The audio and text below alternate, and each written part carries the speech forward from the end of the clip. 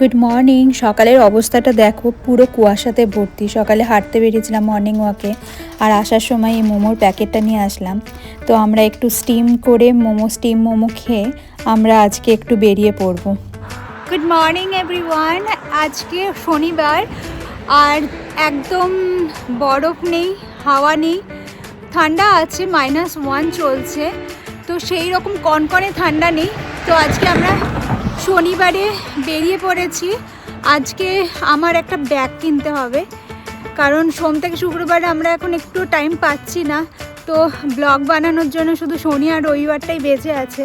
তো সকাল সকাল ব্রেকফাস্ট করে বেরিয়ে গেছি, ওই বার্লিংটনেই যাচ্ছি আবার আজকে ব্যাগ দেখার জন্য। তো দেখা যাক পছন্দ হয় কি না। তো লেটস গো। বাস অলরেডি চলে এসছে, আমাদের দুটো বাস চেঞ্জ করে যেতে হবে। তো প্রথম বাস চলে এসছে, এবার নেক্সট বাসের জন্য আমরা আবার আরেক জায়গায় নেমে গেছি। তো এখানে দেখুন বেশিরভাগ পার্ক না এরকম মানে কবরস্থানের মতো তৈরি করে দিয়েছে, কারণ খ্রিস্টান আর মুসলিমদের জন্য এটা বানিয়ে দিয়েছে। এখানকার পাখিগুলো বেরিয়ে গেছে আবার। শীত কমার সাথে সাথে এরা আবার বাইরে বেরিয়ে আসে।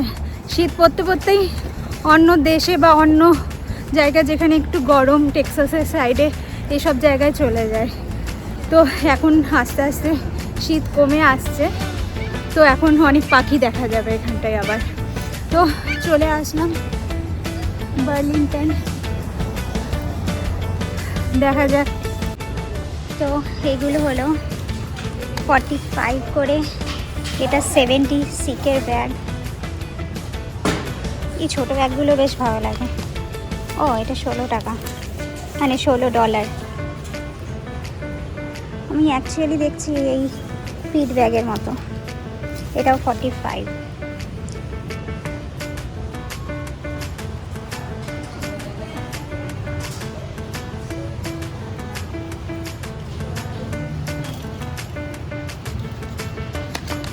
কত?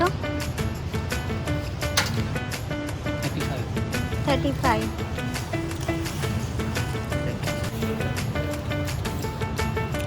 এটা 40। এই ব্যাগটাও ভালো লাগছে। এটার দাম হচ্ছে 45। আর সামনের ছোটটা? সামনের ছোটটা বেশি ছোট হয়ে যাবে না? এটাও 45। এটা কি? এটা হলো রিবকের, এটা স্টেপ মেডেনে এটা এখন 28 টাকাতে দিচ্ছে।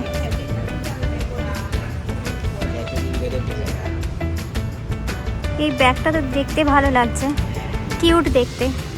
এটা হলো $35।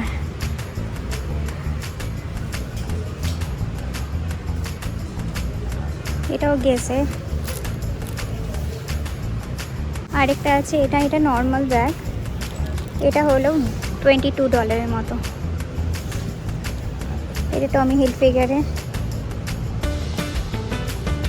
এগুলো লেদারের, কিন্তু অত ভালো লাগছে না।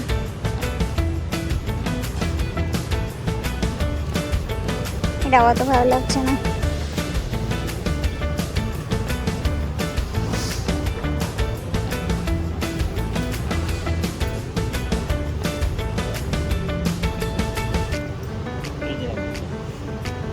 ছেলেদের, হ্যাঁ, এটা ছেলেদের 20 টাকা। আর এটা অ্যাডিডাসের, এটা হলো $20। এটা রিবকের $13। এটা 15 টাকা যায়। ওই একই টাইপের, শুধু কালার আলাদা। $15। এই কালারটা একদমই ম্যাট নাকি? এর থেকে ওই কালারটাও বেশি। এখানে হলো পুরো ব্ল্যাক সেকশন। এগুলো সব লেদারের মনে হচ্ছে, কিন্তু লেদারের এত ইউজ করেছি, মানে ওখানকার ইন্ডিয়ার। লেদার্সেরগুলো তো লেদারেরই হতো না।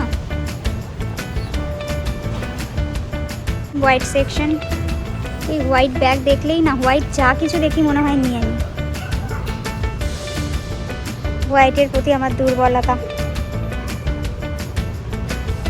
লাস্ট অবধি আমার এই ডিজনি ব্যাগটাই পছন্দ হচ্ছে, বাট বুঝতে পারছি না, কনফিউজড আমি। কারণ আমার অলরেডি ল্যাপটপ ব্যাগ আছে, তো ভাবছি এই এইরকম একটা পিঠের ব্যাকপ্যাক নিয়ে নেব, না একটা ছোট টিফিন বক্সের জন্য মানে ছোট ছোট এইরকম ব্যাকপ্যাক নেব। লাস্ট অবধি আমার ওই ব্যাগটাই পছন্দ হলো। ইভেন এটা আমার বর প্রথমে পছন্দ করেছে।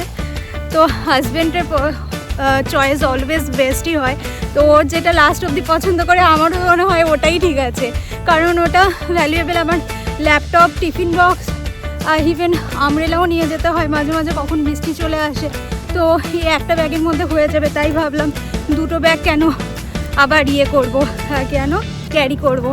যদি আবার পরে ইচ্ছা হয় কখনো যে ঠিক আছে একটা ছোট্ট ব্যাগ নেওয়া হবে, তখন না হয় নেওয়া হবে, যখন ঠান্ডাটা একটু কমবে।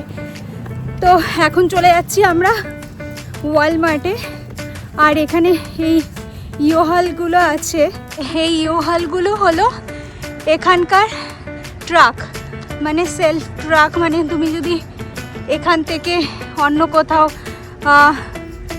মানে ট্রান্সফার করতে হয় ফার্নিচার কিছু, তো নিজে চালিয়ে ট্রাক নিয়ে যেতে পারো। তো এটা পার আওয়ার নেয় $20 মতো।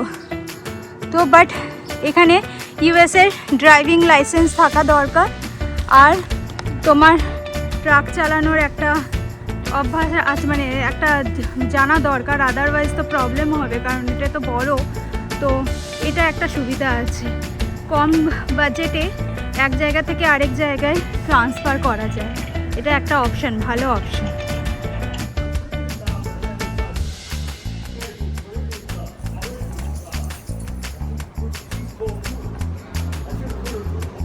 এখন ওয়ালমার্ট থেকে বেরিয়ে কিছু ফ্রুটস কেনার জন্য ঢুকেছিলাম, বেরিয়ে চটপট করে বাস ধরে চলে এলাম আজকে এখন ডাউনটাউনে, কারণ আজকে আছে সেন্ট প্যাট্রিক ডে। তো সেটা দেখার জন্য, কারণ এটা মিলিটারিদের একটা প্যারেড আছে, তো আজ আমার আগে কখনো দেখা হয়নি, তো সেটা দেখার জন্যই চলে এসেছি। চলো দেখা যাক। এটা হলো ডাউনটাউন। এই ডাউনটাউনের জায়গাটা আমার এত ভালো লাগে না, পুরনো সব বিল্ডিং, সব আর্কিটেকচারগুলো দেখতে সুন্দর লাগে। এটা হলো রিভার ওয়াক।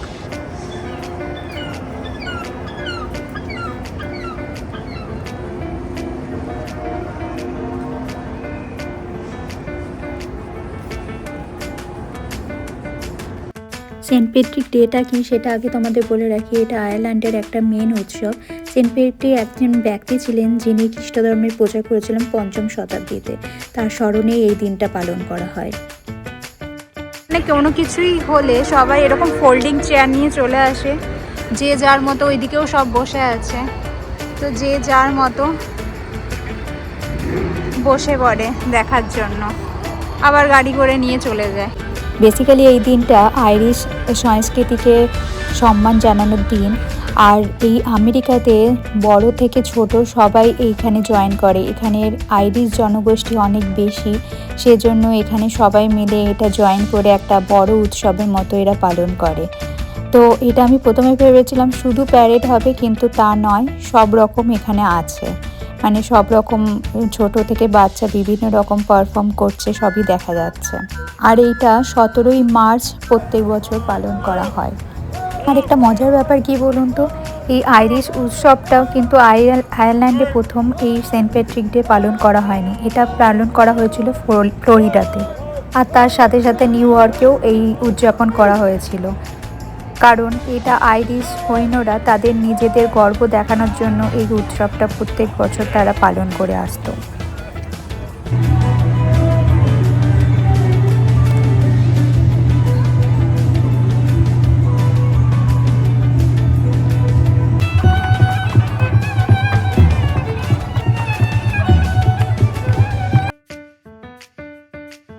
আর সব থেকে মজার ব্যাপার হলো এই দিনটাতে সবাই সবুজ রঙের পোশাক পরে আছে, সবুজ রঙের মালা বিতরণ করছে, মানে সবুজ রঙের কুকিজ বিক্রি হচ্ছিল, সব কিছুই সবুজ রঙের ছিল।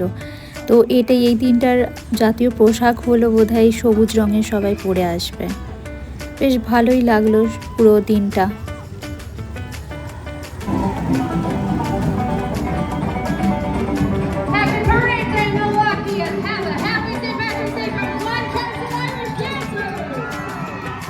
অলরেডি দেখা হয়ে গেল, টেম্পারেচারটা হঠাৎ করে ডাউন হয়ে গেল, এত ঠান্ডা হাওয়া চলতে লাগলো।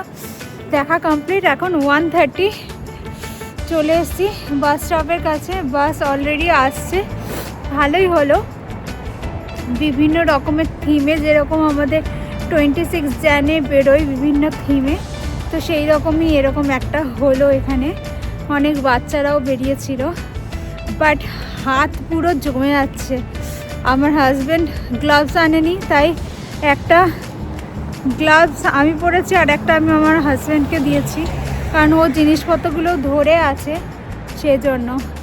বাট ঠান্ডাতে আমি নাক ঠাক সব লাল হয়ে গেল। আর এই যে এরা মালা দিচ্ছিল, পরেও নিয়েছি। চলো, বাস চলে এসছে। বাড়িতে অলরেডি চলে এলাম। বাড়িতে এসে শান্তি, একদম জমে গিয়েছিলাম আজকে বাইরে। এবার চটপট করে রান্না করে খাওয়া দাওয়া করতে হবে। এখন বাজছে 2টো। আর এই যে মালাগুলো দিয়েছে, মালাগুলো এখন এই আমাদের ইন্ডিয়ার ইয়েতে হয়ে গেছে, গ্রিন, অরেঞ্জ আর হোয়াইট। তো এই মালাগুলো আমি ওখানেই পরেছিলাম, সবাই পরে নিয়েছিল, তো আমিও পরে নিয়েছিলাম। আমার হাজব্যান্ডকে পরিয়ে দিলেও হতো। বাড়ি পৌঁছাতে পৌঁছাতে প্রায় 2:15 বেজে গেল। তাই আর বেশি দেরি না করে তাড়াতাড়ি ঝটফট করে স্নান করে চলে এলাম রান্নাঘরে। তো আজকে ভাবলাম রিনা পিসি বানিয়ে নিই কিছু। তো দেখলাম ফ্রিজ খুলে বেগুন আছে, তো বেগুনের একটা নতুন রেসিপি বানিয়ে নিচ্ছি। মানে আমি আগে বানিয়েছি, আমি এটা দেখাচ্ছি ভিডিওতে তোমাদের সামনে।